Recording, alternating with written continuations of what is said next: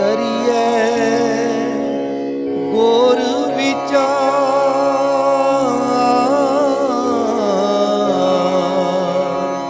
ਨਾਨਕ ਬੇੜੀ ਸੱਚ ਕੀ। ਕਰੀਏ ਗੁਰ ਵਿਚਾਰ।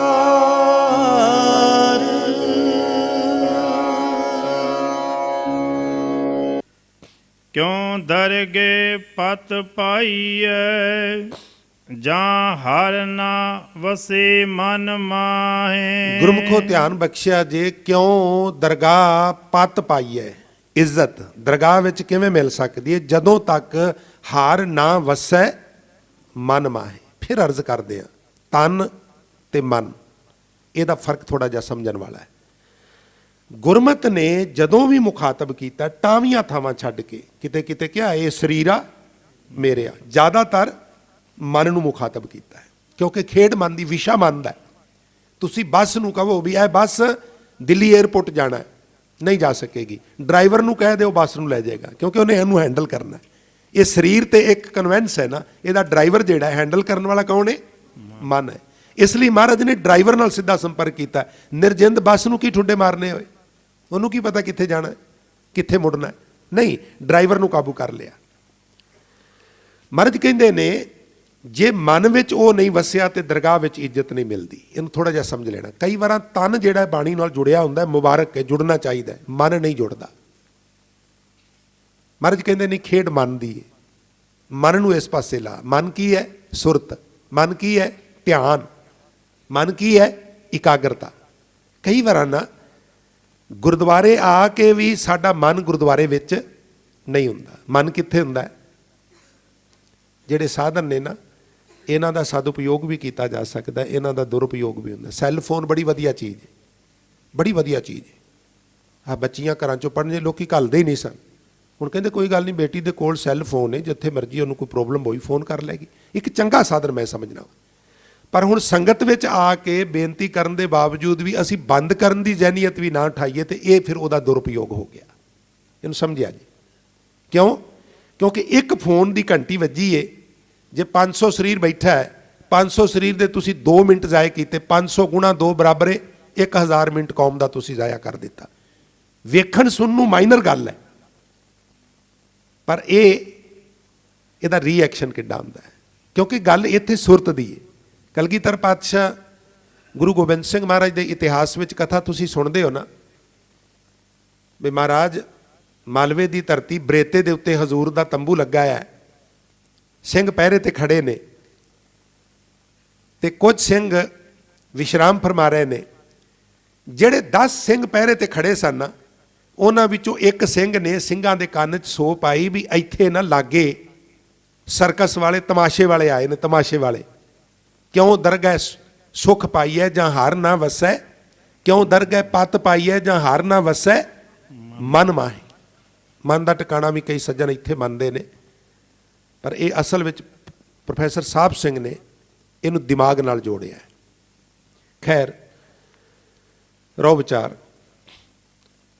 ਇੱਕ ਸਿੰਘ ਕਹਿਣ ਲੱਗਾ ਵੀ ਤਮਾਸ਼ੇ ਵਾਲੇ ਆਏ ਨੇ ਤੇ ਚਲੋ ਤਮਾਸ਼ਾ ਵੇਖੀਏ। ਦੂਜੇ ਸਿੰਘ ਕਹਿਣ ਲੱਗੇ ਜੇ ਕਲਗੀਧਰ ਪਾਤਸ਼ਾਹ ਤੰਬੂ ਚੋਂ ਬਾਹਰ ਆ ਗਏ ਤੇ ਫਿਰ ਕੌਣ ਜਵਾਬ ਦੇਗਾ? ਮੁੱਕਦੀ ਗੱਲ ਕੀ ਬਈ ਅੱਧੇ ਸਿੰਘਾਂ ਦੀ ਸਲਾਹ ਬਣ ਗਈ ਵੀ ਸਰਕਸ ਵੇਖਣੀ ਹੈ ਤੇ ਅੱਧਿਆਂ ਦੀ ਸਲਾਹ ਬਣ ਗਈ ਵੀ ਸਤਿਗੁਰੂ ਦੇ ਪਹਿਰੇ ਤੋਂ ਦੂਰ ਨਹੀਂ ਜਾਣਾ। ਅੱਧੇ ਪਹਿਰੇ ਤੇ ਖੜੇ ਹੋ ਗਏ, ਅੱਧੇ ਸਰਕਸ ਵੇਖਣ, ਤਮਾਸ਼ਾ ਵੇਖਣ ਚਲੇ ਗਏ, ਮਨੋਰੰਜਨ ਕਰਨ ਚਲੇ ਗਏ। ਜਿਹੜੇ ਤਮਾਸ਼ੇ ਵਿੱਚ ਗਏ ਨੇ ਉਹ ਕਹਿੰਦੇ ਨੇ ਵੀ ਜੇ ਕਲਗੀਧਰ ਪਾਤਸ਼ਾਹ ਤੰਬੂ ਚੋਂ ਬਾਹਰ ਆ ਗਿਆ ਤੇ ਕਿਆਮਤ ਆ ਜਾਏਗੀ, ਚਲੋ ਚੱਲੀਏ, ਵਿੱਚੇ ਛੱਡ ਕੇ ਚੱਲੀਏ। ਕੋਈ ਕਹਿੰਦਾ 10 ਮਿੰਟ ਹੋਰ ਠਹਿਰ ਜਾ, ਕੋਈ ਕਹਿੰਦਾ 5 ਮਿੰਟ। ਬੈਠੇ ਨੇ ਤਮਾਸ਼ੇ ਵਿੱਚ ਤੇ ਸੁਰਤ ਜਿਹੜੀ ਹੈ ਉਹ ਤੰਬੂ ਦੇ ਆਲੇ ਦੁਆਲੇ ਫਿਰਦੀ ਹੈ। ਪਰ ਜਿਹੜੇ ਤੰਬੂ ਦੇ ਦੁਆਲੇ ਨੇਜਾ ਲੈ ਕੇ ਖਲੋਤੇ ਨੇ ਉਹ ਕਹਿੰਦੇ ਨੇ ਪਤਾ ਹੁੰਦਾ ਵੀ ਕਲਗੀਧਰ ਨੇ ਬਾਹਰ ਫੇਰਾ ਨਹੀਂ ਮਾਰਨਾ ਤੇ ਅਸੀਂ ਵੀ ਤਮਾਸ਼ਾ ਵੇਖ ਆਉਂਦੇ। ਉਹਨਾਂ ਦਾ ਤਨ ਹਜ਼ੂਰ ਦੇ ਕੋਲ ਏ, ਉਹਨਾਂ ਦਾ ਮਨ ਤਮਾਸ਼ੇ ਦੇ ਵਿੱਚ। ਰਾਤ ਲੰਘ ਗਈ, ਅੰਮ੍ਰਿਤ ਵੇਲਾ ਹੋਇਆ, ਹਜ਼ੂਰ ਉੱਠੇ, ਸੋਚ ਇਸ਼ਨਾਨ ਕੀਤੀ, ਦੀਵਾਨ ਸਜਿਆ। ਆਸਾ ਕੀ ਵਾਰ ਦੇ ਕੀਰਤਨ ਤੋਂ ਬਾਅਦ ਵਿਚਾਰਾਂ ਹਜ਼ੂਰ ਆਪ ਬਖਸ਼ਿਸ਼ ਕਰਦੇ ਸਨ। ਫਤਿਹ ਗਜ਼ਾਈ ਤੇ ਹਜ਼ੂਰ ਨੇ ਸੁਖਨ ਫਰਮਾਏ, ਸਾਧ ਸੰਗਤ ਹਾਜ਼ਰ ਗੈਰ ਹਾਜ਼ਰ, ਗੈਰ ਹਾਜ਼ਰ ਹਾਜ਼ਰ। ਇਹ ਕਹਿ ਕੇ ਹਜ਼ੂਰ ਚੁੱਪ ਕਰ ਗਏ। ਸੰਗਤ ਵਿੱਚ ਸਨਾਟਾ ਛਾ ਗਿਆ। ਕਿਸੇ ਦੀ ਹਿੰਮਤ ਨਾ ਪਵੇ ਵੀ ਹਜ਼ੂਰ ਨੂੰ ਪੁੱਛਿਆ ਜਾਏ ਜਾਂ ਕੁਝ ਕਿਹਾ ਜਾਏ। ਇੱਕ ਨੇ ਦਲੇਰੀ ਕਰਕੇ ਆਖਿਆ, ਮਹਾਰਾਜ ਇਹ ਰਮਨ ਸਾਡੀ ਸਮਝ ਵਿੱਚ ਨਹੀਂ ਆਈ। ਹਜ਼ੂਰ ਨੇ ਰਾਤ ਵਾਲੀ ਸਾਰੀ ਵਿਥਿਆ ਕਹਿ ਸੁਣਾਈ ਵੀ ਜਿਹੜੇ ਮੇਰੇ ਕੋਲ ਤਨ ਕਰਕੇ ਹਾਜ਼ਰ ਸਨ ਉਹ ਸੁਰਤ ਕਰਕੇ ਗੈਰ ਹਾਜ਼ਰ ਸਨ, ਪਰ ਜਿਹੜੇ ਮੇਰੇ ਕੋਲੋਂ ਸੁਰਤ ਕਰਕੇ ਗੈਰ ਹਾਜ਼ਰ ਸਨ ਉਹ ਤਨ ਕਰਕੇ ਹਾਜ਼ਰ ਹੁੰਦਿਆਂ ਵੀ ਗੈਰ ਹਾਜ਼ਰ ਹੀ ਸਨ। ਬਹੁਤ ਵਾਰੀ ਅਸੀਂ ਗੁਰਦੁਆਰੇ ਵਿੱਚ ਹਾਜ਼ਰ ਹੁੰਦੇ ਆ, ਪਰ ਸਾਡੀ ਸੁਰਤ ਜਿਹੜੀ ਹੈ ਉਹ ਗੈਰ ਹਾਜ਼ਰ ਹੁੰਦੀ ਹੈ। ਲਾਓ ਤਸੇ ਤੁੰਗ ਦਾ ਨਾਂ ਤੁਸੀਂ ਸੁਣਿਆ ਹੋਵੇਗਾ। ਜਾਪਾਨ ਵਿੱਚ, ਚਾਈਨਾ ਵਿੱਚ, ਹਾਂਗਕਾਂਗ ਵਿੱਚ, ਸਿੰਗਾਪੁਰ ਵਿੱਚ, ਯੂਰਪ ਵਿੱਚ ਕਈ ਕਰੋੜ ਉਹਦੇ ਅਨੁਯਾਈ ਨੇ। ਉਹ ਛੋਟਾ ਜਿਹਾ ਸੀ ਤੇ ਬੜੇ ਗਰੀਬੀ ਦੇ ਆਲਮ ਵਿੱਚ। ਜਿੰਨੇ ਵੀ ਫਿਲਾਸਫਰ ਹੋਏ ਨੇ, ਰਹਿਬਰ ਹੋਏ ਨੇ, ਉਹਨਾਂ ਦਾ ਜੀਵਨ ਪੜ੍ਹੀਏ ਤੇ ਮੋਸਟਲੀ ਉਹਨਾਂ ਦਾ ਜੀਵਨ ਟਾਵੇਂ ਰਹਿਬਰਾਂ ਨੂੰ ਛੱਡ ਕੇ ਗਰੀਬੀ ਦੇ ਆਲਮ ਵਿੱਚ ਸ਼ੁਰੂ ਹੁੰਦਾ ਹੈ। ਬੜੀ ਦਿਲਚਸਪ ਕਥਾ ਹੈ ਵੀ ਛੋਟਾ ਜਿਹਾ ਸੀ ਤੁੰਗ ਤੇ ਮਾਂ ਇੱਕ ਜ਼ਮੀਨ ਦੇ ਟੁਕੜੇ ਦੇ ਉੱਤੇ ਫੁੱਲ ਲਗਾਉਂਦੀ ਸੀ। ਉਹਨਾਂ ਫੁੱਲਾਂ ਨੂੰ ਉਗਾ ਕੇ ਫੁੱਲ ਪੈਦਾ ਕਰਕੇ ਬਾਜ਼ਾਰ ਵਿੱਚ ਵੇਚਣੇ ਔਰ ਉਹਦੇ ਨਾਲ ਪਰਿਵਾਰ ਦੀ ਉਦਰ ਪੂਰਤੀ ਹੁੰਦੀ ਸੀ। ਗਰੀਬੀ ਦਾ ਆਲਮ ਸੀ। ਹੁਣ ਇਹ ਜਿਹੜਾ ਕਿੱਤਾ ਹੈ, ਇਹ ਕਿੱਤੇ ਦੇ ਵਿੱਚ ਬੜਾ ਸੰਘਰਸ਼ ਹੈ। ਮੈਂ ਇੱਕ ਵਾਰੀ ਗੁਰਪੁਰਬ ਤੇ ਜਾ ਰਿਹਾ ਸਾਂ ਕਿਤੇ, ਤੇ ਟ੍ਰੇਨ ਦੇ ਵਿੱਚ ਇੱਕ ਬੱਚੀ ਲੁਧਿਆਣੇ ਨੂੰ ਬਿਲੋਂਗ ਕਰਦੀ ਸੀ। ਉਹਨੇ ਕਾਨਪੁਰ ਜਾਣਾ ਸੀ, ਉੱਥੇ ਉਹਦਾ ਇੰਸਟੀਚਿਊਟ ਸੀ ਤੇ ਗੱਲਾਂ ਚੱਲ ਪਈਆਂ ਖੇਤੀ ਦੀਆਂ। ਤੇ ਜਿਸ ਵੇਲੇ ਉਹਨੂੰ ਪਤਾ ਲੱਗਾ ਵੀ ਫਸਲ ਆਮ ਤੌਰ ਤੇ 5-6 ਮਹੀਨੇ ਬਾਅਦ ਤਿਆਰ ਹੁੰਦੀ ਹੈ, ਤੇ ਮੈਨੂੰ ਉਹ ਕਹਿਣ ਲੱਗੀ ਵੀ ਬਾਬਾ ਜੀ ਇਹ ਜਿਹੜੇ ਕਿਸਾਨ ਨੇ ਜਦੋਂ ਫਸਲ ਬੀਜਦੇ ਨੇ ਤੇ 5-6 ਮਹੀਨੇ ਫਿਰ ਕੀ ਕਰਦੇ ਨੇ? ਉਹਨੂੰ ਦੇਖਦੇ ਹੀ ਰਹਿੰਦੇ ਨੇ। ਮੈਂ ਕਿਹਾ ਬੇਟਾ ਦੇਖਦੇ ਹੀ ਰਹਿੰਦੇ ਨੇ। ਇਹ ਸ਼ੁਕਰ ਹੈ ਤੇਰਾ ਧਿਆਨ ਇਸ ਪਾਸੇ ਗਿਆ ਹੈ। ਪਰ ਇਹ ਬੜੀ ਵਿਡੰਬਣਾ ਹੈ ਕਿਸਾਨ ਦੀ ਬਈ ਉਹ 6 ਮਹੀਨੇ ਵਿਚਾਰਾ ਸਿਰਫ ਦੇਖਦਾ ਨਹੀਂ। ਮੈਂ ਵੇਖਿਆ ਵੀ ਬੱਚਾ ਬਿਮਾਰ ਹੋਵੇ ਨਾ, ਪੈਸੇ ਇੰਨੇ ਕੁ ਹੋਣ ਵੀ ਫਸਲ ਨੂੰ ਵੀ ਦਵਾ ਮਾਰਨੀ ਤੇ ਬੱਚੇ ਨੂੰ ਵੀ ਦਵਾ ਦਵਾਣੀ ਹੈ, ਤੇ ਕਈ ਵਾਰਾਂ ਬੱਚੇ ਦੀ ਦਵਾ ਨੂੰ ਉਹ ਡਿਲੇ ਕਰ ਦਿੰਦਾ ਤੇ ਫਸਲ ਦੀ ਦਵਾਈ ਪਹਿਲਾਂ ਲਿਆ ਕੇ ਉਹਨੂੰ ਮਾਰਦਾ। ਮਗਰੋਂ ਭਾਵੇਂ ਉਹਦੀ ਸੜਕਾਂ ਦੇ ਉੱਤੇ ਰੁਲਦੀ ਹੋਈ ਫਿਰੇ ਤੇ ਉਹਨੂੰ ਮਿਲੇ ਵੀ ਵਿਚਾਰੇ ਨੂੰ ਕੁਛ ਨਾ। ਇਹ ਫੁੱਲ ਪੈਦਾ ਕਰਨੇ ਔਰ ਵੇਚਣੇ ਕੋਈ ਬਹੁਤ ਲਾਹੇਵੰਦਾ ਕੰਮ ਨਹੀਂ ਸੀ। ਕਦੀ ਕਦੀ ਗੱਲ ਬਣਦੀ ਸੀ। ਮਾਂ ਬਿਮਾਰ ਹੋ ਗਈ, ਬੜੀ ਚਿੰਤਾ ਤੇ ਵੀ ਫੁੱਲ ਖਿੜ ਗਏ ਨੇ, ਖੇਡ ਬਣੀ ਹੋਈ ਹੈ ਔਰ ਮੈਂ ਬਿਮਾਰ ਹੋ ਗਈ ਹਾਂ ਔਰ ਸਾਰਾ ਕੰਮ ਖਰਾਬ ਹੋ ਜਾਣਾ ਹੈ। ਉਦਾਸ ਵੇਖ ਕੇ ਤੁੰਗ ਕਹਿਣ ਲੱਗਾ, ਮਾਂ ਤੂੰ ਉਦਾਸ ਕਿਉਂ ਹੈ? ਕਹਿਣ ਲੱਗੀ, ਬੇਟਾ ਮੈਂ ਉਦਾਸ ਤਾਂ ਵਾਂ ਵੀ ਬਗੀਚੀ ਤਿਆਰ ਹੋ ਗਈ ਹੈ ਔਰ ਮੈਂ ਬਿਮਾਰ ਹੋ ਗਈ ਹਾਂ, ਸਭ ਨੇਸਤੋ ਨਾਬੂਦ ਹੋ ਜਾਣ। ਮਾਂ ਤੂੰ ਫਿਕਰ ਨਾ ਕਰ, ਮੈਂ ਹਾਂ ਨਾ, ਮੈਂ ਦੇਖ ਲਾਂਗਾ। ਅੱਛਾ ਬੇਟਾ ਤੂੰ ਦੇਖ ਲੇਂਗਾ? ਹਾਂ ਮਾਂ ਮੈਂ ਦੇਖ ਲਾਂਗਾ। ਬੇਟਾ ਫਿਰ ਉੱਥੇ ਬੈਠੀ ਨਾ ਜਾ ਕੇ ਮਿਹਨਤ ਕਰੀ, ਤਗੜਾ ਹੋ ਕੇ ਨਾ ਮਿਹਨਤ ਕਰੀ, ਸਭ ਕੁਝ ਜ਼ਾਇਆ ਨਾ ਹੋ ਜਾਏ। ਹਾਂ ਮਾਂ। ਕਿਤੇ ਮਾਂ ਹਫਤਾ ਪਰ ਬਿਮਾਰ ਹੋ ਗਈ। ਤੁੰਗ ਨੇ ਸਵੇਰ ਤੋਂ ਸ਼ਾਮ ਤੱਕ ਬਗੀਚੀ ਦੇ ਵਿੱਚ ਮਿਹਨਤ ਕਰਨੀ। ਮਾਂ ਬੇਫਿਕਰ ਹੋ ਗਈ ਵੀ ਸਵੇਰੇ ਜਾਂਦਾ ਹੈ, ਰਾਤ ਨੂੰ ਆਉਂਦਾ ਹੈ, ਹੁਣ ਮੈਨੂੰ ਕਾਹਦਾ ਫਿਕਰ ਹੈ। ਜਿੱਦਣ ਠੀਕ ਹੋਈ ਤੇ ਕਹਿਣ ਲੱਗੀ ਮੈਨੂੰ ਸਹਾਰਾ ਦੇ ਕੇ ਬਗੀਚੀ ਵਿੱਚ ਲੈ ਚੱਲ। ਉਹਨੇ ਸਹਾਰਾ ਦਿੱਤਾ, ਬਗੀਚੀ ਵਿੱਚ ਲਿਜਾ ਕੇ ਖੜੀ ਕਰ ਦਿੱਤੀ। ਉਹਨੇ ਜਦੋਂ ਆਲੇ ਦੁਆਲੇ ਵੇਖਿਆ ਉਹ ਤੇ ਰੋਣ ਹਾਕੀ ਹੋ ਗਈ। ਉਹ ਕਹਿਣ ਲੱਗੀ, ਇਹ ਤੂੰ ਕੀਤਾ ਕੀ ਹੈ? ਸਭ ਨੇਸਤੋ ਨਾਬੂਦ ਹੈ, ਫੁੱਲ ਸਾਰੇ ਸੁੱਕ ਗਏ ਨੇ, ਬੂਟੇ ਸੁੱਕ ਗਏ ਨੇ, ਔਰ ਤੂੰ ਸਵੇਰੇ ਆਉਂਦਾ ਸੈਂ ਔਰ ਸ਼ਾਮ ਤੱਕ ਇੱਥੇ ਕਰਦਾ ਕੀ ਸੈਂ? ਮੈਂ ਤੇ ਖੁਸ਼ ਸਾਂ ਵੀ ਤੂੰ ਸਭ ਕੁਝ ਠੀਕ ਠਾਕ, ਇੱਥੇ ਤੇ ਕੁਝ ਵੀ ਨਹੀਂ, ਤੂੰ ਕੀ ਕਰਦਾ ਸੈਂ? ਕਹਿਣ ਲੱਗਾ, ਮੈਂ ਤੇ ਰੋਜ਼ ਆਉਂਦਾ ਸਾਂ, ਮੈਂ ਇਹਨਾਂ ਫੁੱਲਾਂ ਨੂੰ ਚੁੰਮਦਾ ਸਾਂ, ਮੈਂ ਕੱਪੜਾ ਲੈ ਕੇ ਆਉਂਦਾ ਸਾਂ, ਮੈਂ ਕੱਪੜਾ ਹਰ ਪੱਤੇ ਨੂੰ ਪੂੰਝਦਾ ਸਾਂ, ਹਰ ਫੁੱਲ ਨੂੰ ਪੂੰਝਦਾ ਸਾਂ, ਬੜੀ ਦੇਖਭਾਲ ਕਰਦਾ ਸਾਂ। ਉਹ ਕਹਿਣ ਲੱਗੀ, ਬੇਟਾ ਇਹ ਬਨਸਪਤੀ ਦੇ ਪ੍ਰਾਣ ਪੱਤਿਆਂ ਵਿੱਚ ਨਹੀਂ, ਇਹਦੇ ਪ੍ਰਾਣ ਜੜ੍ਹਾਂ ਵਿੱਚ ਹੁੰਦੇ ਨੇ। ਕਾਸ਼ ਤੂੰ ਪੱਤਿਆਂ ਤੋਂ ਘੱਟਾ ਨਾ ਪੂੰਝਦਾ, ਇਹਨਾਂ ਨੂੰ ਚੁੰਮਦਾ ਨਾ, ਤੂੰ ਇਹਦੀਆਂ ਜੜ੍ਹਾਂ ਵਿੱਚ ਗੋਡੀ ਕਰਦਾ ਔਰ ਥੋੜਾ ਜੜ੍ਹਾਂ 'ਚ ਪਾਣੀ ਪਾ ਦਿੰਦਾ ਤੇ ਇਹ ਹਾਲ ਨਾ ਹੁੰਦੀ, ਇਹ ਹਰੇ ਹੁੰਦੇ। ਸਿੱਖਾ, ਇਹ ਤਨ ਜਿਹੜਾ ਹੈ ਇਹ ਪੱਤੇ ਨੇ, ਇਹ ਡਾਲੀਆਂ ਨੇ। ਮਨ ਜਿਹੜਾ ਹੈ ਉਹ ਜੜ ਹੈ। ਪਹਿਲੋਂ ਦੇ ਜੜ ਅੰਦਰ ਜੰਮੇ ਤਾਂ ਉੱਪਰ ਹੋਵੇ ਛਾਉ। ਸਤਿਗੁਰੂ ਦੇ ਦਰਬਾਰ ਵਿੱਚ ਤਨ ਦੀ ਹਾਜ਼ਰੀ ਮੁਬਾਰਕ ਹੈ, ਪਰ ਜੇ ਤਨ ਦੇ ਨਾਲੋਂ ਮਨ ਅਲੱਗਾ ਹੋ ਜਾਏ ਤੇ ਫਿਰ ਤੁਸੀਂ ਮਸੀਤ ਪ੍ਰਸੰਗ ਤੇ ਸਰਵਣ ਕੀਤਾ ਹੀ ਹੈ। ਸੱਚੇ ਪਾਤਸ਼ਾਹ ਅੰਮ੍ਰਿਤ ਬਾਣੀ 'ਚ ਫਰਮਾਨ ਕਰਦੇ ਨੇ ਤੇ ਕਹਿੰਦੇ ਨੇ, ਗੁਰ ਸਭਾ, ਸਿੰਘ ਸਭਾ ਗੁਰਦੁਆਰੇ 'ਚ ਬੈਠੇ ਹੋ ਨਾ, ਗੁਰੂ ਦੀ ਹਜ਼ੂਰੀ 'ਚ ਇਹਨੂੰ ਗੁਰ ਸਭਾ ਵੀ ਕਿਹਾ ਜਾ ਸਕਦਾ ਹੈ। ਗੁਰ ਸਭਾ ਏਵ ਨਾ ਪਾਈਏ, ਨਾ ਨੇੜੇ ਨਾ ਦੂਰ, ਫਿਰ ਕੇਵ ਪਾਈਏ। ਤੇ ਹਜ਼ੂਰ ਕਹਿੰਦੇ ਨੇ, ਨਾਨਕ ਸਤਿਗੁਰ ਤਾਂ ਮਿਲੇ ਜਾਂ ਮਨ ਰਹੇ ਹਜ਼ੂਰ। ਇੱਥੇ ਹਾਜ਼ਰੀ ਮਨ ਦੀ ਹੈ, ਹਾਜ਼ਰੀ ਸੁਰਤ ਦੀ ਹੈ, ਹਾਜ਼ਰੀ ਧਿਆਨ ਦੀ ਹੈ। ਸੱਚੇ ਪਾਤਸ਼ਾਹ ਬਖਸ਼ਿਸ਼ ਕਰ ਰਹੇ ਨੇ, ਇੱਕ ਤਿਲ ਪਿਆਰਾ ਵੀਸਰੈ ਰੋਗ ਵੱਡਾ ਮਨ ਮਾਹੇ, ਕਿਉਂ ਦਰਗਹਿ ਪਤ ਪਾਈਏ ਜਾਂ ਹਰ ਨਾ ਵਸੈ ਮਨ ਮਾਹੇ।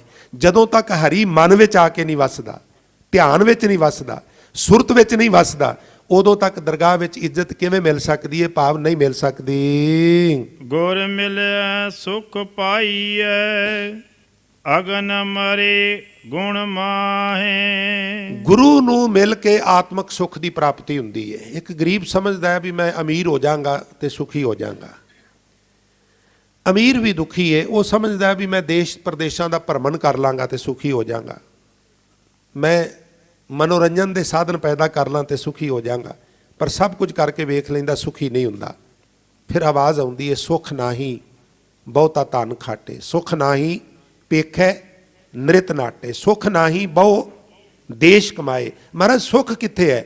ਤੇ ਹਜ਼ੂਰ ਕਹਿੰਦੇ ਨੇ, ਸਰਬ ਸੁੱਖਾਂ ਹਰ ਹਰ ਗੁਣ ਗਾਏ, ਸਰਬ ਸੁੱਖਾਂ ਹਰ ਹਰ ਗੁਣ ਗਾਏ, ਸਰਬ ਸੁੱਖਾਂ ਹਰ ਹਰ ਗੁਣ ਗਾਏ, ਸਰਬ ਸੁਖਾਂ ਹਰ ਹਰ ਗੁਣ ਗਾਏ। ਸਰਬ ਸੁੱਖਾਂ ਹਰ ਹਰ ਗੁਣ ਗਾਏ, ਸਰਬ ਸੁੱਖਾਂ ਹਰ ਹਰ ਗੁਣ ਗਾਏ, ਸਰਬ ਸੁਖਾਂ ਹਰ ਹਰ ਗੁਣ ਗਾਏ, ਸਰਬ ਸੁਖਾਂ ਹਰ ਹਰ ਗੁਣ ਗਾਏ। ਗੁਰੂ ਨੂੰ ਮਿਲ ਕੇ ਜਦੋਂ ਗੁਰੂ ਤੈਨੂੰ ਮੰਤਰ ਦੇਗਾ ਤੇ ਫਿਰ ਤੂੰ ਸੁਖੀ ਹੋ ਜਾਏਗਾ।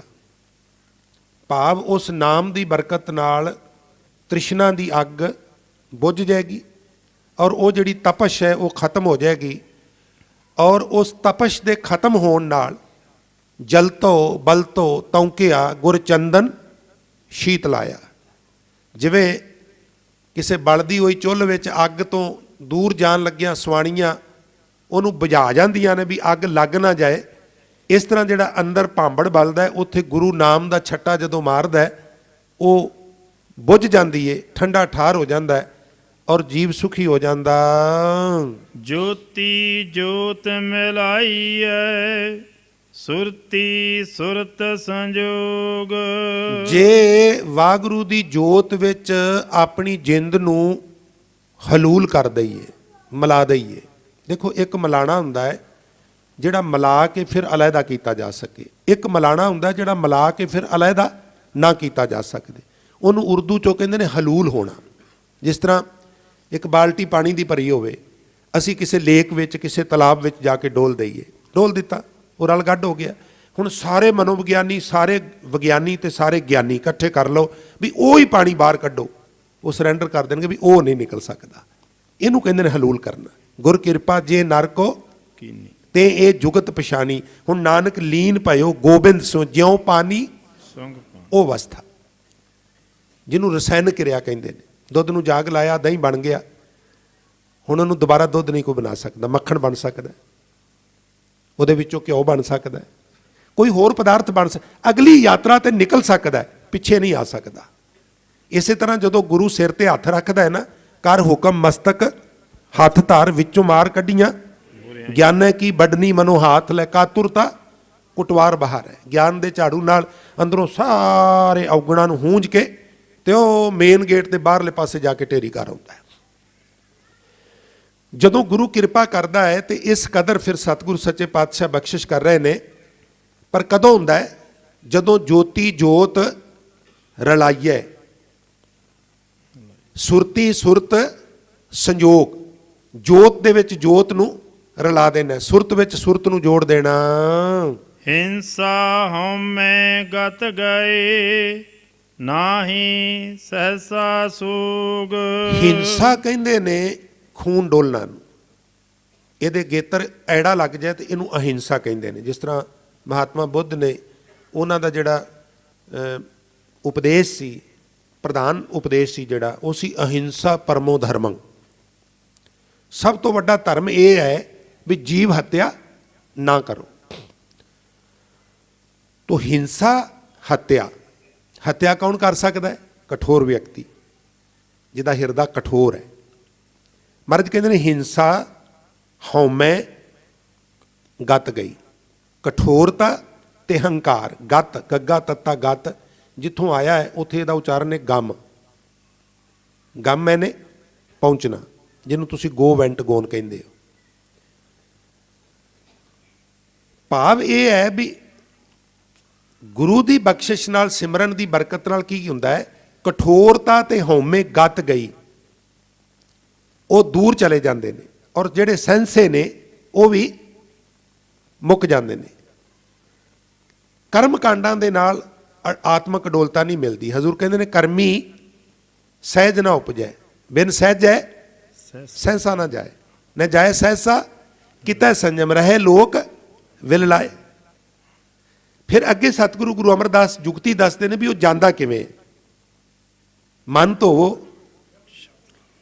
ਮਨ ਧੋਵੋ ਸ਼ਬਦ ਲਾਗੋ, ਆਖੋ ਮਨ ਧੋਵੋ ਸ਼ਬਦ ਲਾਗੋ, ਮਨ ਧੋਵੋ ਸ਼ਬਦ ਲਾਗੋ, ਮਨ ਧੋਵੋ ਸ਼ਬਦ ਲਾਗੋ, ਮਨ ਧੋਵੋ ਸ਼ਬਦ ਲਾਗੋ, ਜੀ ਮਨ ਧੋਵੋ ਸ਼ਬਦ ਲਾਗੋ, ਮਨ ਧੋਵੋ ਸ਼ਬਦ ਲਾਗੋ। ਮਨ ਧੋਵੋ ਸ਼ਬਦ ਲਾਗੋ, ਮਨ ਧੋਵੋ ਸ਼ਬਦ ਲਾਗੋ। ਗੁਰੂ ਨੇ ਸ਼ਬਦ ਵਿੱਚ ਜੋੜ ਕੇ ਮਨ ਧੋ ਦਿੱਤਾ, ਕਠੋਰਤਾ ਚਲੀ ਗਈ, ਹਉਮੈ ਚਲੀ ਗਈ, ਔਰ ਸਹਿੰਸਾ ਵੀ ਖਤਮ ਹੋ ਗਿਆ। ਗੁਰਮੁਖ ਜਿਸ ਹਰਿ ਮਨ ਵਸੇ, ਤਿਸ ਮੇਲੇ ਗੁਰ ਸੰਜੋਗ। ਗੁਰੂ ਦੇ ਸਨਮੁਖ ਹੋ ਕੇ ਜਿਹੜਾ ਇਸ ਕਦਰ ਮਿਹਨਤ ਕਰਦਾ, ਗੁਰੂ ਉਹਨੂੰ ਪਰਮਾਤਮਾ ਦੇ ਨਾਲ ਮਿਲਾਪ ਦਾ ਪੂਰਾ ਮੌਕਾ ਦਿੰਦਾ ਹੈ। ਕਾਇਆ ਕਾਮਣ ਜੇ ਕਰੀ, ਭੋਗੇ ਭੋਗਣ ਹਾਰ। ਕਾਇਆ ਕਾਮਣ ਜੇ ਕਰੀ, ਭੋਗੈ ਭੋਗਣ ਹਾਰ। ਗੁਰਮੁਖੋ, ਬਾਣੀਕਾਰਾਂ ਨੇ ਉਦਾਹਰਨਾਂ ਫਰਸ਼ੀ ਦਿੱਤੀਆਂ ਨੇ, ਗੱਲਾਂ ਅਰਸ਼ੀ ਕੀਤੀਆਂ ਨੇ। ਹੁਣ ਮੈਂ ਜਿਹੜੇ ਅਰਥ ਕਰਨ ਲੱਗਾ, ਇਹਨਾਂ ਨੂੰ ਸੁਣ ਕੇ ਅਸ਼ਲੀਲਤਾ ਵੱਲ ਨਾ ਜਾਣਾ, ਗੱਲ ਨੂੰ ਸਮਝਣਾ।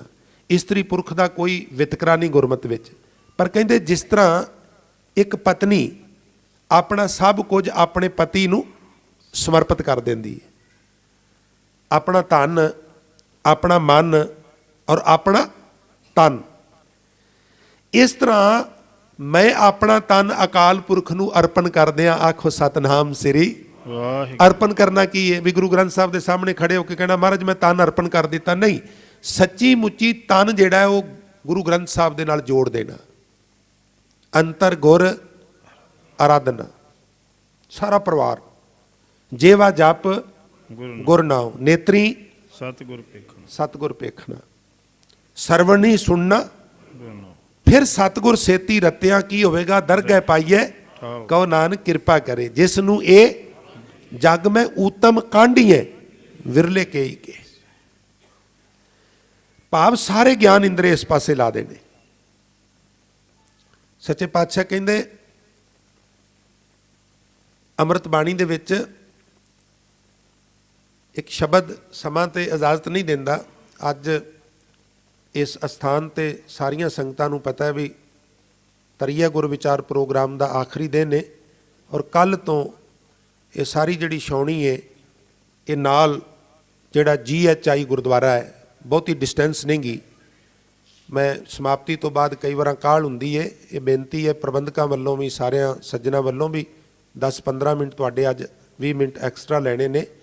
ਫਿਰ ਵੀ ਮੈਂ ਬੇਨਤੀ ਕਰਦੇ ਹਾਂ ਬਈ ਇਹ ਨਾਲ ਵਾਲੇ ਗੁਰਦੁਆਰੇ ਵਿੱਚ, ਇੱਥੋਂ ਬਹੁਤਾ ਦੂਰ ਨਹੀਂ।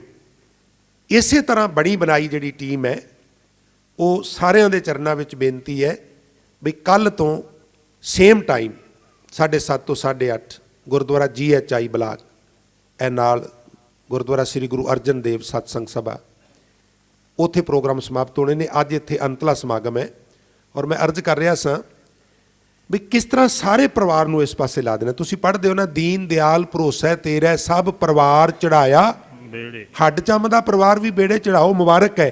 ਪਰ ਇਹ ਗਿਆਨ ਇੰਦਰੀਆਂ ਦਾ ਪਰਿਵਾਰ ਹੈ। ਦੋਵੇਂ ਕੰਨ, ਅੱਖਾਂ, ਨਾਸਕਾ, ਰਸਨਾ, ਤਵਚਾ, ਦਿਲ, ਦਿਮਾਗ। ਕੋਠੜੀ ਬੰਦੀ, ਖੱਟ 6, 5 ਤੱਤ 6ਵਾਂ ਮਨ, ਇਹ ਸਰੀਰ ਰੂਪੀ ਕੋਠੀ 6 ਨੂੰ ਜੋੜ ਕੇ ਬਣਾਈ। ਬਸਤ ਅਨੂਪ ਬੀਚ ਪਾਈ, ਜਿਹਨੂੰ ਵੰਡਰਫੁਲ ਤੁਸੀਂ ਕਹਿੰਦੇ ਹੋ ਨਾ, ਉਹਨੂੰ ਬਾਣੀਕਾਰ ਅਨੂਪ ਕਹਿੰਦੇ ਨੇ ਜਾਂ ਅਨੁਪਮ ਕਹਿੰਦੇ ਨੇ, ਜਿਹਦੀ ਉਪਮਾ ਕਹਿਣ ਤੋਂ ਬਾਹਰ ਹੋਵੇ। ਇਹ ਜਿਹੜੀ ਛਿਆਂ ਦੀ ਰਲ ਕੇ ਕੋਠੀ ਬਣੀ ਹੈ, ਇਹਦੇ 'ਚ ਇੱਕ ਬੇਸ਼ਕੀਮਤੀ ਵਸਤੂ ਪਾਈ ਹੈ, ਪ੍ਰਮਾਤਮਾ ਦਾ ਨਾਮ। ਬਸਤ ਅਨੂਪ ਬੀਜ ਪਾਈ। ਇਹ ਠੀਕ ਹੈ ਵੀ ਬਿਸ਼ਟਾ ਅਸਤ ਰਕਤ ਪ੍ਰੇਟੇ ਚਾਮ, ਪਰ ਇਹਦੇ ਵਿੱਚ ਇੱਕ ਅਨੂਪ ਚੀਜ਼ ਵੀ ਹੈ। ਅਨੂਪ ਚੀਜ਼ ਵੀ ਹੈ। ਜੋ ਬ੍ਰਹਮੰਡ ਸੋਈ ਪਿੰਡ ਹੈ, ਪਰ ਜੋ ਖੋਜੈ ਸੋ ਪਾਵੇ। ਬਸਤ ਅਨੂਪ ਬੀਜ ਪਾਈ ਤੇ ਫਿਰ ਕੋਠੀ ਬੇਸ਼ਕੀਮਤੀ, ਜਿਹੜੀ ਕੋਈ ਪਹੁੰਚ ਕੌਲਨੀ ਵਿੱਚ ਜਗ੍ਹਾ ਲੈ ਕੇ ਕੋਠੀ ਬਣਾ ਕੇ ਐਨ ਕੰਪਲੀਟ ਕਰਕੇ ਫਰਨੀਚਰ ਰੱਖ ਕੇ, ਤੇ ਜੇ ਬੱਚੇ ਨੂੰ ਗਿਫਟ ਕਰਨੀ ਹੋਵੇ ਨਾ ਤੇ ਉਹਨੂੰ ਤਾਲੇ ਤੂਲੇ ਲਾ ਕੇ ਚਾਰ ਚਫੇਰੋਂ ਫਿਰ ਉਹਨੂੰ ਚਾਬੀ ਦੇਣਾ ਵੀ ਲੈ ਪੁੱਤਰ ਹੁਣ ਤੂੰ ਸੰਭਾਲ ਲਈ, ਖਿੜਕੀਆਂ ਦਰਵਾਜ਼ੇ ਸਾਰੇ ਬੰਦ ਨੇ, ਵਾਚਮੈਨ ਵੀ ਇੱਥੇ ਹਾਇਰ ਕਰ ਦਿੱਤੇ ਨੇ, ਤੈਨੂੰ ਕੋਈ ਟੈਨਸ਼ਨ ਨਹੀਂ। ਪਰ ਸੰਭਾਲ ਹੁਣ ਲੈ ਉਹ ਨਾ ਹੋਵੇ ਵੀ ਦਰਵਾਜ਼ੇ ਖੁੱਲੇ ਛੱਡ ਜਾਣ ਤੇ ਚੋਰ ਚੋਰੀਆਂ ਕਰ ਕਰਕੇ ਜਾਣ। ਤੈਨੂੰ ਬਣਾ ਦਿੱਤਾ ਹੈ, ਸੰਭਾਲਣਾ ਹੁਣ ਤੇਰੇ ਵੱਸ ਦੀ ਗੱਲ ਹੈ। ਇਸੇ ਤਰ੍ਹਾਂ ਨਿਰੰਕਾਰ ਨੇ ਸੋਹਣੀ ਕੋਠੀ ਪਾ ਕੇ ਦਿੱਤੀ, ਜੰਦਰਾ ਵੀ ਦਿੱਤਾ ਤੇ ਕੁੰਜੀ ਵੀ ਦਿੱਤੀ। ਕੁੰਜੀ ਕੁਲਫ, ਕੁਲਫ ਮੈਨੇ ਜੰਦਰਾ ਲੋਕ, ਤੇ ਕੁੰਜੀ ਮੈਨੇ ਚਾਬੀ। ਕੀ ਪ੍ਰਾਣ ਕਰ ਰੱਖੇ, ਪ੍ਰਾਣਾ ਦਾ ਜੰਦਰਾ ਤੇ ਪ੍ਰਾਣਾ ਦੀ ਕੁੰਜੀ। ਕਰਤੇ ਬਾਹਰ ਨਾ ਲਾਈ, ਬਣਾਉਣ ਲੱਗਿਆ ਦੇਰ ਵੀ ਨਹੀਂ ਲਾਈ। ਕੋਠੀ ਪਿਓ ਨੇ ਦੇ ਦਿੱਤੀ, ਹੁਣ ਜਾਗਣਾ ਤੂੰ ਹੈ। ਅਬ ਮਨ ਜਾਗਤ ਰਹੋ ਰੇ ਭਾਈ, ਅਬ ਮਨ ਜਾਗਤ ਰਹੋ ਰੇ ਭਾਈ, ਅਬ ਮਨ ਜਾਗਤ ਰਹੋ ਰੇ ਭਾਈ, ਅਬ ਮਨ ਜਾਗਤ ਰਹੋ ਰੇ ਭਾਈ। ਗਾਫਲ ਹੋਏ ਕੈ ਜਨਮ ਗਵਾਇਓ, ਗਾਫਲ ਹੋਏ ਕੈ ਜਨਮ ਗਵਾਇਓ। ਗਾਫਲ ਹੋਏ ਕੈ ਜਨਮ ਗਵਾਇਓ, ਗਾਫਲ ਹੋਏ ਕੈ ਜਨਮ ਗਵਾਇਓ। ਚੋਰ ਮੁਸੈ ਕਰ ਆਈ, ਚੋਰ ਮੁਸੈ ਕਰ ਆਈ, ਚੋਰ ਮੁਸੇ ਕਰ ਆਈ, ਚੋਰ ਮੁਸੇ ਕਰ ਆਈ। ਪੁੱਤਰ ਕਹਿਣ ਲੱਗਾ ਬਾਪੂ ਚੋਰ ਕਿਵੇਂ ਆਉਣਗੇ, ਵਾਚਮੈਨ ਤੇ ਤੂੰ ਰੱਖ ਦਿੱਤੇ ਨੇ। ਆਖਣ ਲੱਗੇ ਪੁੱਤਰਾ, ਜਿਹੜੇ ਆਪਣੇ ਘਰ ਦਾ ਆਪ ਧਿਆਨ ਨਾ ਰੱਖਣ, ਉਹਨਾਂ ਦੇ ਘਰ ਦਾ ਧਿਆਨ ਵਾਚਮੈਨ ਵੀ ਕੋਈ ਨਹੀਂ ਰੱਖਦੇ। ਆਖੋ ਸਤਨਾਮ ਸ੍ਰੀ ਵਾਹਿਗੁਰੂ। ਕਈ ਵਾਰੀ ਵਾਚਮੈਨ ਚੋਰਾਂ ਨਾਲ ਰਲ ਜਾਂਦੇ ਨੇ। ਇਹ ਜਿਹੜੇ ਵਾਚਮੈਨ ਨੇ ਨਾ, ਕੰਨ ਅੱਖਾਂ ਨਾਸਕਾ ਰਸਨਾ ਤਵਚਾ, ਕਦੀ ਕਦੀ ਵਕਾਰਾਂ ਨਾਲ ਇਹਨਾਂ ਦਾ ਸਮਝੌਤਾ ਹੋ ਜਾਂਦਾ ਹੈ। ਪੰਚ ਪਹਿਰੂਆ ਦਰ ਮੈਂ ਰਹਤੇ, ਤਿੰਨ ਕਾ ਨਹੀਂ ਪਤਿਆਰਾ, ਚੇਤ ਸੁਚੇਤ ਚੇਤ ਹੋਏ ਰੋ, ਤੌਲੇ ਪ੍ਰਗਾਸ ਉਜਿਆਰਾ। ਨੌ ਕਰ ਦੇਖ ਜੋ ਕਾਮਣ ਭੁੱਲੀ, ਦੋਵੇਂ ਅੱਖਾਂ ਦੋਵੇਂ ਕੰਨ ਦੋਵੇਂ ਨਾਸਕਾ, ਜੇ ਇੰਜ ਗਿਣਦੇ ਜਾਈਏ ਨਾ ਫਿਰ 9 ਬਣ ਜਾਂਦੇ ਨੇ। ਇਹਨੂੰ ਹਜ਼ੂਰ ਕਹਿੰਦੇ 9 ਦੁਆਰੇ ਪ੍ਰਗਟ ਕੀਏ 10ਵਾਂ। 9 ਕਰ ਦੇਖ ਜੋ ਕਾਮਣ ਭੁੱਲੀ। ਜਿਹੜੀ ਜੀਵ ਇਸਤਰੀ ਇਹਨਾਂ ਨਵਾਂ ਘਰਾਂ ਦੇ ਰਸਾਂ 'ਚ ਪੈ ਗਈ, ਕੰਨਾਂ ਨਾਲ ਨਿੰਦਾ ਸੁਣਨ ਦਾ ਰਸ, ਲੱਚੜ ਗੀਤ ਸੁਣਨ ਦਾ ਰਸ, ਅੱਖਾਂ ਨਾਲ ਪਰਾਇਆ ਰੂਪ ਤੱਕਣ ਦਾ ਰਸ, ਇਹੀ ਹਾਲ ਬਾਕੀ ਇੰਦਰੀਆਂ ਦੇ। ਜਿਨ੍ਹਾਂ ਦੇ ਇੰਦਰੇ ਇਸ ਪਾਸੇ ਪੈ ਗਏ, ਪੁੱਠੇ ਰਾਹ ਪੈ ਗਏ, ਉਹ ਤੇ ਅੱਜ ਵੀ ਗਏ ਤੇ ਉਹ ਕੱਲ ਵੀ ਗਏ। 9 ਕਰ ਦੇਖ ਜੋ ਕਾਮਣ ਭੁੱਲੀ, ਬਸਤ ਅਨੂਪ ਨਾ ਪਾਈ। ਘਰ ਵਿੱਚ ਸਮਰਸੀਬਲ ਪੰਪ ਤੇ ਹੈ, ਟੈਂਕੀ ਵੀ ਹੈ, ਪਰ ਜਿਸ ਘਰ ਵਿੱਚ 1 ਹਾਊਸ ਪਾਵਰ ਦਾ ਪੰਪ ਚੱਲ ਰਿਹਾ ਔਰ 9 ਟੂਟੀਆਂ ਖੁੱਲੀਆਂ ਨੇ, 2 ਸਿੰਕ ਦੀਆਂ, 2 ਵਾਸ਼ਰੂਮ ਦੀਆਂ, 2 ਫਲਸ਼ ਦੀਆਂ, ਇੱਕ ਇੱਧਰ ਇੱਕ ਉੱਧਰ, 1 ਹਾਊਸ ਪਾਵਰ ਦਾ ਪੰਪ ਕੀ ਕਰੇਗਾ? ਜਿੰਨਾ ਕੋ ਨੇ ਚੜਾਣਾ ਉਹਨੂੰ ਜ਼ਿਆਦਾ ਤੇ ਟੂਟੀਆਂ 'ਚ ਵਗ ਜਾਣਾ। ਉਨੀ ਤੇ ਤੂੰ ਬਾਣੀ ਪੜ੍ਹਦਾ ਨਹੀਂ, ਨਾਮ ਜਪਦਾ ਨਹੀਂ, ਜਿੰਨਾ ਦੂਜੇ ਪਾਸੇ ਲੁੱਟਿਆ ਜਾਂਦਾ ਕੰਮ। ਇਸ ਲਈ ਪਹਿਲਾਂ ਸਾਰੀਆਂ ਟੂਟੀਆਂ ਬੰਦ ਕਰ। 9 ਕਰ ਦੇਖ ਜੋ ਕਾਮਣ ਭੁੱਲੀ, ਬਸਤ ਅਨੂਪ ਨਾ ਪਾਈ, ਕਹੋ ਕਬੀਰ ਨਵੇਂ ਘਰ ਮੂਸੇ 10ਵੇਂ ਤਤ ਸਮਾਈ। ਜਿਵੇਂ ਉਹ ਇਸਤਰੀ ਆਪਣਾ ਆਪਾ ਪਤੀ ਨੂੰ ਸਮਰਪਣ ਕਰਦੀ ਏ, ਮੈਂ ਆਪਣੇ ਸਾਰੇ ਗਿਆਨ ਇੰਦਰੇ, ਆਪਣਾ ਸਾਰਾ ਸਰੀਰ ਉਹਦੇ ਸਾਹਮਣੇ ਸਮਰਪਣ ਕਰ ਦਿਆਂ। ਤਿਸ ਸਿਉ ਨਿਉ ਨਾ ਕੀਜਈ, ਜੋ ਦੀਸੈ ਚੱਲਣ ਹਾਰ। ਇਹ ਸਰੀਰ ਦਾ ਸਦ ਉਪਯੋਗ ਕਰਨਾ ਚਾਹੀਦਾ ਹੈ। ਸਰੀਰ ਦੇ ਨਾਲ, ਇਹ ਸਰੀਰ ਨਾਸ਼ਵੰਤ ਹੈ, ਚੱਲਣ ਆ ਰਹੇ, ਇਹਦੇ ਨਾਲ ਨਿਉ ਨਹੀਂ ਕਰਨਾ ਚਾਹੀਦਾ। ਭਾਵ ਸਰੀਰ ਦੇ ਮੋਹ ਵਿੱਚ ਨਹੀਂ ਪੈਣਾ ਚਾਹੀਦਾ। ਸਰੀਰ ਨੂੰ ਮਨਮਾਨੀਆਂ ਕਰਨ ਦੀ ਖੁੱਲ੍ਹ, ਗਿਆਨ ਇੰਦਰੀਆਂ ਨੂੰ ਮਨਮਾਨੀਆਂ ਕਰਨ ਦੀ ਖੁੱਲ੍ਹ ਨਹੀਂ ਦੇਣੀ ਚਾਹੀਦੀ। ਗੁਰਮੁਖ ਰਵੈ ਸੁਹਾਗਣੀ, ਸੋ ਪ੍ਰਭ ਸੇਜ ਪਤਾਰ। ਗੁਰੂ ਦੇ ਸਨਮੁਖ ਹੋ ਕੇ ਜਿਹੜੀ ਜੀਵ ਇਸਤਰੀ ਪ੍ਰਭੂ ਵਿੱਚ ਰਵਦੀ ਏ, ਪ੍ਰਭੂ ਉਹਦੇ ਹਿਰਦੇ ਰੂਪੀ ਸੇਜਾ ਤੇ ਬਿਰਾਜਮਾਨ ਹੁੰਦਾ ਹੈ। ਚਾਰੇ ਅਗਨ ਨਿਵਾਰ ਮਰ, ਗੁਰਮੁਖ ਹਰ ਜਲ ਪਾਏ। ਇਸ ਪ੍ਰਕਾਰ ਗੁਰੂ ਦੇ ਸਨਮੁਖ ਹੋ ਕੇ, ਹੇ ਭਾਈ, ਤੂੰ ਨਾਮ ਰੂਪੀ ਜਲ ਦੇ ਨਾਲ ਚਾਰੇ ਅੱਗਾਂ ਜਿਹੜੀਆਂ ਨੇ ਉਹਨਾਂ ਨੂੰ ਬੁਝਾ ਲੈ। ਕਿਹੜੀਆਂ ਚਾਰ ਅੱਗਾਂ? ਹੰਸ, ਹੇਤ, ਲੋਭ, ਕੋਪ, ਚਾਰੇ ਨਦੀਆਂ ਅੱਗ। ਪਵੈ ਦੱਜੈ ਨਾਨਕਾ ਤਰੀਏ ਚਰਨੀ ਲੱਗ। ਹੰਸ ਮੈਨੇ ਹਿੰਸਾ, हेत मैंने मोह। हंस हेत लोभ भाव स्पष्ट है, कोप मैंने गुस्सा क्रोध। ये चार जिहड़ियां वकारां दी अग है, ये सिवाए नाम सिमरन दे होर कोई जल इन्हां नूं बुझा नहीं सकदा। गुरु दे सन्मुख हो के नाम जप के इन्हां अग्गां नूं बुझा। अंतर कमल पर गासिया ਅੰਮ੍ਰਿਤ ਭਰਿਆ ਕਾਏ। ਇਸ ਪ੍ਰਕਾਰ ਜਿਹੜਾ ਹਿਰਦਾ ਕੌਲ ਹੈ ਉਹ ਸਿੱਧਾ ਹੋ ਜਾਏਗਾ ਔਰ ਨਾਮ ਜਲ ਦੇ ਨਾਲ ਗੁਰੂ ਦੇ ਸਨਮੁਖ ਹੋ ਕੇ ਜਪਨ ਨਾਲ ਹਿਰਦਾ ਕੌਲ ਨਾਮ ਜਲ ਨਾਲ ਲਬਾ ਲਬ ਭਰ ਜਾਏਗਾ। ਨਾਨਕ ਸਤਿਗੁਰ ਮੀਤ ਕਰ ਸੱਚ ਪਾਵੈ ਦਰਗੇ ਜਾਏ। ਹਜ਼ੂਰ ਗੁਰੂ ਨਾਨਕ ਸਾਹਿਬ ਬਖਸ਼ਿਸ਼ ਕਰਦੇ ਨੇ, ਤੂੰ ਗੁਰੂ ਨੂੰ ਮਿੱਤਰ ਬਣਾ ਕੇ ਨਾਮ ਜਪ, ਯਕੀਨਨ ਤੈਨੂੰ ਪ੍ਰਭੂ ਦੀ ਪ੍ਰਾਪਤੀ ਹੋਵੇਗੀ। ਜੇ ਗੁਰੂ ਨੂੰ ਮਿੱਤਰ ਬਣਾ ਕੇ ਗੁਰੂ ਨੂੰ ਵਿਚੋਲਾ ਬਣਾਏਗਾ ਤੇ ਫਿਰ ਹੁਣ ਤੱਕ ਤੇ ਤੂੰ ਸੁਣਿਆ ਵੀ ਗੁਰੂ ਆਤਮਾ ਨੂੰ ਪਰਮਾਤਮਾ ਨਾਲ ਮਿਲਾ ਦਿੰਦਾ ਹੈ, ਪਰ ਫਿਰ ਤੇਰੇ ਮੂੰਹੋਂ ਨਿਕਲ ਜਾਏਗਾ, ਜੈਸਾ ਸਤਿਗੁਰ ਸੁਣੀਂਦਾ ਤੈਸੋ ਹੀ ਮੈਂ ਡੀਠ। ਵਿਛੜਿਆ ਮੇਲੇ ਪ੍ਰਭੂ ਹਰ ਦਰਗਾਹ ਕਾ ਬਸੀਠ। ਵਿਚੋਲਾ ਕੀ ਕਰਦਾ ਹੈ? ਹਰ ਨਾਮੋ ਮੰਤਰ ਦ੍ਰਿੜਾਏਂਦਾ। ਕੱਟੇ ਹਉਮੈ ਰੋਗ ਨਾਨਕ ਸਤਿਗੁਰ ਤਿਨਾ ਮਿਲਾਇਆ, ਜਿਨ੍ਹਾਂ ਤੁਰੇ ਪਿਆ ਸੰਜੋਗ। ਗੁਰੂ ਸਵਾਰਿਓ ਇੰਨੀਆਂ ਬੇਨਤੀਆਂ ਪ੍ਰਵਾਨ ਕਰਨੀਆਂ, ਹੋਈਆਂ ਬੇਅੰਤ ਭੁੱਲਾਂ ਗਲਤੀਆਂ ਦੀ ਮੁਆਫੀ ਬਖਸ਼ਿਸ਼ ਕਰਨੀ। ਸਮਾਂ ਬੜਾ ਸੀਮਤ ਹੈ। ਮੈਂ ਅਖੀਰ ਵਿੱਚ ਕੋਟਾਨ ਕੋਟ ਸ਼ੁਕਰ ਕਰਨਾ ਸ੍ਰੀ ਗੁਰੂ ਗ੍ਰੰਥ ਸਾਹਿਬ ਸੱਚੇ ਪਾਤਸ਼ਾਹ ਦਾ। ਸੰਗਤਾਂ ਦੇ ਚਰਨਾਂ ਵਿੱਚ ਬੇਨਤੀ ਹੈ, ਸਤ ਸੰਗਤ ਜੀ 10 15 20 ਮਿੰਟ ਮੰਗਵੇਂ ਦੇ ਦਿਓ, ਬੜਾ ਜ਼ਰੂਰੀ ਹੈ। ਆਪ ਸਾਰਿਆਂ ਦਾ ਸਮਾਂ ਬੇਸ਼ਕੀਮਤੀ ਹੈ, ਪਰ ਇੰਨੀ ਕੁ ਜ਼ਰੂਰ ਖੇਚਲ ਕਿਰਪਾ ਕਰੋ, ਬੇਨਤੀ ਪ੍ਰਵਾਨ ਕਰੋ। ਸਾਰੀਆਂ ਸੰਗਤਾਂ ਦਾ ਜਿਹੜੀਆਂ ਖੇਚਲ ਕਰਕੇ ਗੁਰੂ ਕੇ ਦਰਬਾਰ ਵਿੱਚ ਪਹੁੰਚ ਕੇ ਇਸ ਪ੍ਰੋਗਰਾਮ ਨੂੰ ਕਾਮਯਾਬ ਬਣਾਉਣ ਵਿੱਚ ਤੁਸੀਂ ਯੋਗਦਾਨ ਪਾਇਆ ਹੈ। ਮੇਰੇ ਕੋਲ ਉਹ ਸ਼ਬਦ ਨਹੀਂ ਜਿਨ੍ਹਾਂ ਸ਼ਬਦਾਂ ਨਾਲ ਮੈਂ ਤੁਹਾਡਾ ਧੰਨਵਾਦ ਕਰਾਂ। ਇੱਥੇ ਸੰਗਤਾਂ ਦੇ ਜਿਹੜੇ ਨੁਮਾਇੰਦੇ ਨੇ, ਪ੍ਰਬੰਧਕ ਸੱਜਣ ਨੇ, ਮੈਂ ਇਹਨਾਂ ਪ੍ਰਬੰਧਕ ਵੀਰਾਂ ਦਾ ਵੀ ਉਹ ਮੇਰੇ ਕੋਲ ਸ਼ਬਦ ਨਹੀਂ ਜਿਹਦੇ ਨਾਲ ਮੈਂ ਧੰਨਵਾਦ ਕਰ ਸਕਾਂ। ਇਹਨਾਂ ਵੀਰਾਂ ਨੂੰ ਜਿਵੇਂ ਬੇਨਤੀ ਕੀਤੀ ਉਵੇਂ ਇਹਨਾਂ ਨੇ ਪ੍ਰਵਾਨ ਕੀਤੀ, ਸਾਨੂੰ ਬੜਾ ਸਹਿਯੋਗ ਬਖਸ਼ਿਸ਼ ਕੀਤਾ ਹੈ। ਮਹਾਰਾਜ ਇਹਨਾਂ ਨੂੰ ਚੜ੍ਹਦੀ ਕਲਾ ਬਖਸ਼ੇ। ਅਸੀਂ ਭਵਿੱਖ ਵਿੱਚ ਵੀ ਇਹ ਆਸ ਕਰਨੇ ਆ ਵੀ ਜਦੋਂ ਇਹਨਾਂ ਨੂੰ ਬੇਨਤੀ ਕਰਾਂਗੇ, ਸਾਡੀ ਬੇਨਤੀ ਨੂੰ ਪ੍ਰਵਾਨ ਕਰਕੇ ਸਾਨੂੰ ਸਹਿਯੋਗ ਬਖਸ਼ਣਗੇ। ਤਰੀ